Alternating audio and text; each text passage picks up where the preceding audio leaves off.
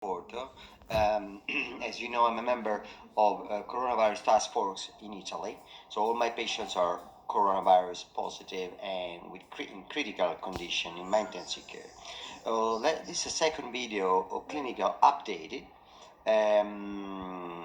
about the therapy, condition, prognosis, and other scientific data. First of all, our therapy. According to the science and according to the publishing news journal, this patient developed thrombosis, thrombophilia. So we change our therapy, heparin therapy with heparin, based on D-dimer. D-dimer is a sign measurement of some way thrombosis and some way inflammatory data. So for this reason, we adjust the therapy with enoxaparin for these patients based on the number of results of D-dimer. So the dimer more than 2,000. Our treatment is about 8,000 for two times per day of enoxaparin. Instead, if the dimer is below 2,000, we treat patients with enoxaparin 4,000 two times per day, daily. So we are using drugs for HIV, antivirus for HIV, and in combination with hydroxychloroquine. But that's based on on treatment and trials start in France. We don't see any improvement based on the treatment, this kind of treatment. But we follow the instruction guidelines, global instruction guidelines.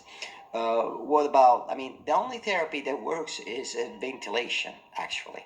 So the only is ventilation. We cannot consider this patient with the syndrome ARDS syndrome because the compliance is very good. I mean, they are good for compliance and they respond to the PEEP treatment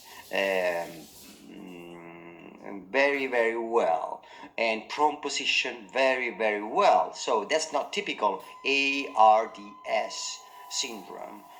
Is a pneumonia, is a mild severe pneumonia with PF below 100, sometimes between 100 and 200 is a lung injury too. I mean, but it's not typical specific ARDS. What it is, we are looking for, and we try to discover.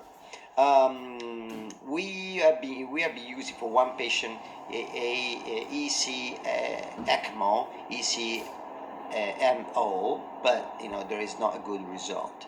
Hemodialysis for the critical patients we are using.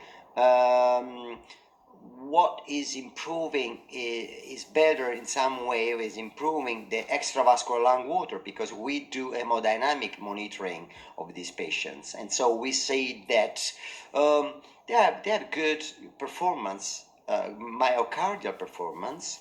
They are not hypovolemic. If you don't do overload, or if you don't restrict the fluid, but if you are good and balance with overload with the fluid, you don't have a bad volume.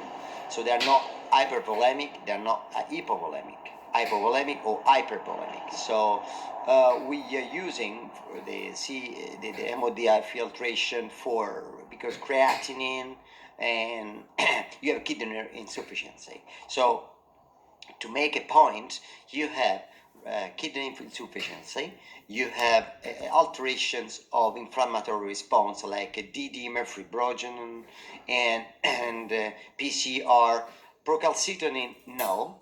until you have sore infection. By this moment, we don't have sore infection, and you have a kidney insufficiency and a respiratory failure, obviously, and extravascular lung water is higher, obviously, is higher, with correlation with chest ray, X-ray, but the compliance is fine.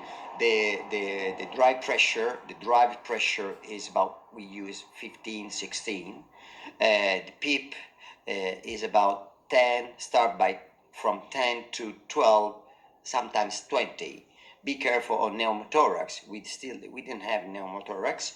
That's all. I mean, we feed with enteral nutrition, and no problem in this sense. Some have bleeding, or some have bleeding, but not so frequently. So, what about curarization and sedation? At the beginning, we start with curarization and sedation, but now we are except for the worst cases, we tend to do deep sedation, and with propofol and remifentanil and Dextor, it depends. So at the moment, that is our situation. So if you want to know more, don't hesitate to contact me by Facebook. Thank you. Bye bye.